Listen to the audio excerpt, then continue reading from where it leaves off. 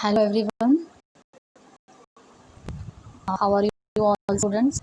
I hope you are nice and I also hope you understand the lecture, the audio lecture. So yesterday we had started. I had introduced you a new poem that is 2.5 Father Returning Home.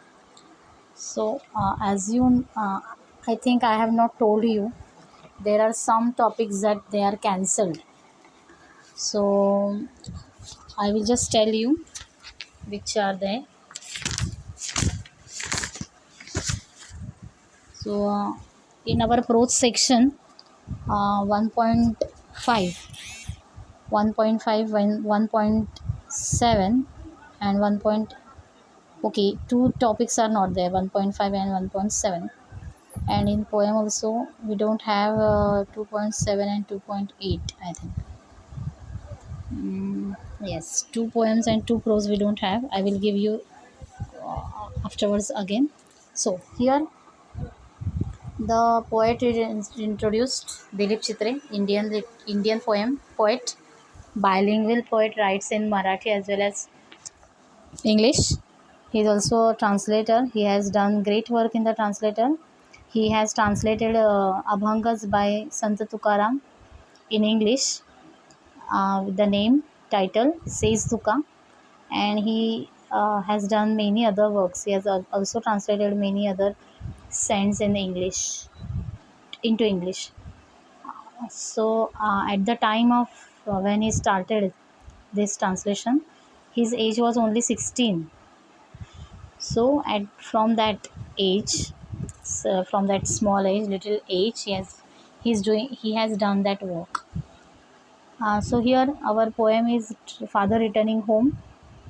As I told you, the background, as in the fathers who are living in suburbans of city like Mumbai, they have to travel, they have to commute.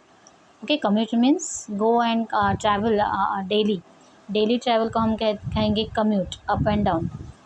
So he is traveling daily to the office, coming back to the house at late at night. So he is very tired, too much exhausted, and his life is very different. So that background we have to see here. I will read the poem first. I have, um, and then we will start. Father Returning Home, page number 116. My father travels on the late evening train. My father travels on the late evening train, standing among silent commuters in the yellow light.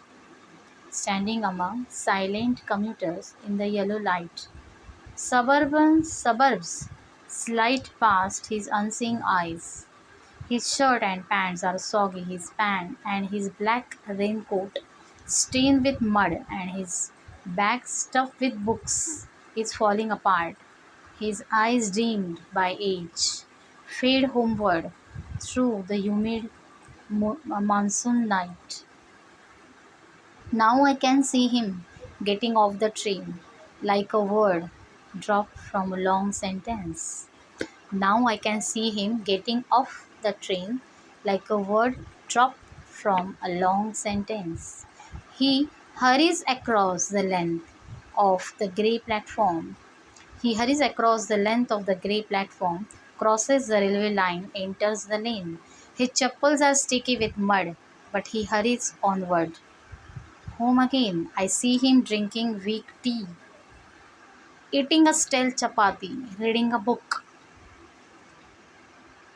He goes into the toilet to contemplate man's, ens- man's estrangement from a man-made world. Coming out, he trembles at the sink, the cold water running over his brown hands. A few droplets clinch to the graying hair on his wrist. His sullen children have often refused to share jokes and secrets with him. He will now go to sleep, listening to to the static on the radio, dreaming of his youngsters and grandchildren, thinking of nomads entering a subcontinent through a narrow pass. Beautiful poem by Dilip Chitri. So many words you will see very differently used, not usual words. You must have see in the first stanza or the second stanza. There is not a rhyming words you will find. Yes, some words are there, but not as a scheme. Okay, you will not see the rhyming words which have come in the pattern, particular pattern. So when there are no rhyming words in the poem, this type of poem is called free verse poem. What is it called? A free verse poem. So there are no rules, nothing like that. As the thoughts come in our mind, is writing down. So as I told you yesterday also, that we have read many poems, many articles, many speeches we have heard on the mother. But very little work has been done on this character, a father. Is always neglected in the family. He is there, yes, he is very much important, but he is not paid so much attention because he is not lovable as the mother. He is very strict, full of responsibilities. He is doing much work daily. Full day he is working very hard, and he's strict. He is not speaking much with the. So generally, it is observed in the Indian houses. The personality of a father is like this. He's working a hard worker, a silent man of few words, very strict, and like this. There may be some exception to this. I don't say that all fathers are like that, but most of them are in this category. So returning home, father returning home means returning from his office, returning from his work. When he return, how is he? You can see that this picture of a father. See, there is the front person who is wearing white shirt, and he has some raincoat with him. He has a bag, and he is standing in the local.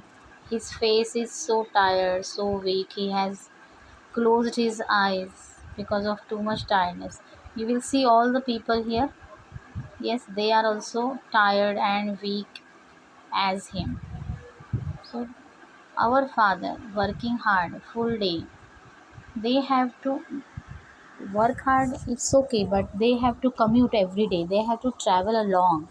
And when they are traveling, see, half of the energy goes away when they are traveling. Because, for example, Mumbai local, traveling in Mumbai local is not so easy, so difficult. You have to fight everywhere, you have to struggle everywhere. Fight not physically, actually, you have to struggle everywhere. You have accepted that no, there I won't find a seat, I can't go inside the train. You have accepted everything, but still you have to go on, move on, continue, whether you like it or you don't like, whether you are tired or not, whether you are not feeling like going to the office, but you have to go because you don't have the option. So many people are doing this like that, traveling in the train. So means not wasting actually, but their energy is utilized in the travel only. Okay, more than 2 hours, sometimes 2 hours and 1 hour they have to travel in the train. So in the suburbs, in the like Mumbai, till Virar we have the locals, and onwards also now till Dahanu we have the locals. There are so many people who are traveling, commuting every day from Dahanu also. From Surat also I have seen the many people are there who are commuting every day. So half of the life, I will say, half of the life they spend in commuting only. I have seen such many people. So their condition, their plight is represented here in this poem.